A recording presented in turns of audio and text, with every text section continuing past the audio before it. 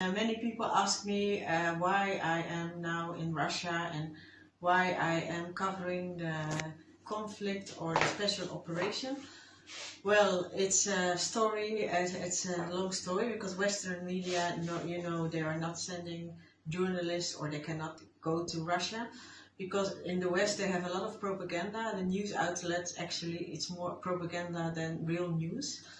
So they're all paid, they have a special agenda from the government and an agenda from the government, of course. And with me, it started all. I worked before in the International Atomic Energy Agency in Vienna a few years as an international secretary. From there, I got involved in the Syrian conflict due to private reasons, but also I studied some geopolitics. And I went to Syria before the war and during the war, and when the conflict started in 2011. It was really horrible what was going on there, and the Western media portrayed it as a war from rebels and revolution.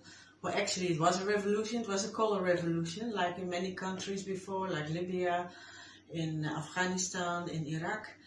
And in 2015, on the height of the war, I was there. I was visiting ministries with some other journalists from Belgium and the Netherlands.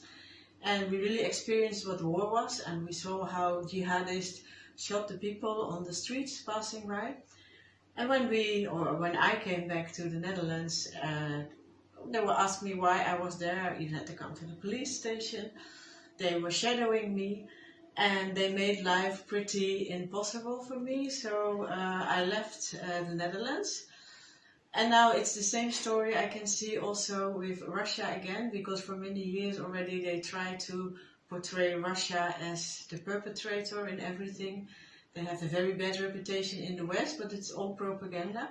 Since 2007 already it started. And okay, this is going to get worse and worse. And finally the Ukraine came in 2014, another coup from the deep state or the US and the EU.